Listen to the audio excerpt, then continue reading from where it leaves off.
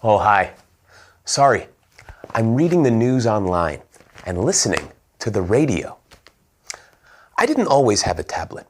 In fact, I used to read newspapers. Like this.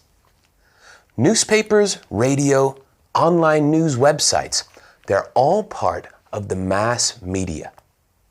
But what is the mass media? Well, that's today's big question. Take a look at this. Do you know what it is? It's a printing press. Johannes Gutenberg invented it around 1440.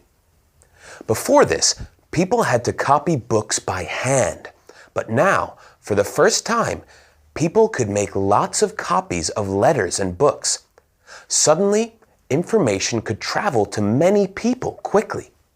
This was the first step towards a mass media. This is the Newseum in Washington, D.C. People come here to find out about the history of the media. This is the News History Gallery. It's a collection of newspapers from the 1600s to today.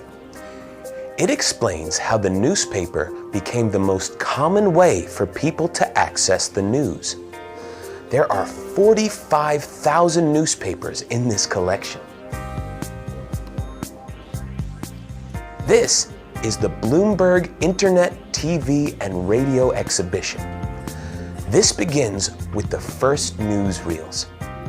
These were short films with news from around the world that meant people could watch the news for the first time.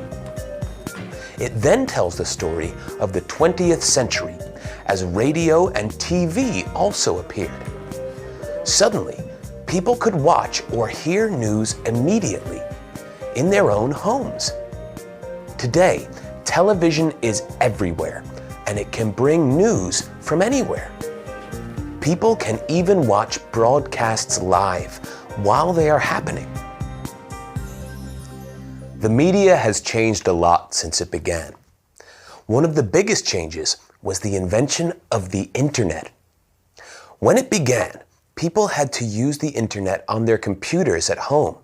But now, many people can use the internet wherever they are. The internet allows people to read all kinds of information from anywhere in the world. It lets people read news websites, watch videos, and share information through social networks and blogs. Many people now read all their news online. Smartphones let us access the internet anywhere. You don't even have to go home. Today, people have a lot of different choices for their news, and we can access the media in many ways. Technology is always changing, so the way we access the media is changing too. It's amazing. What do you think will happen next?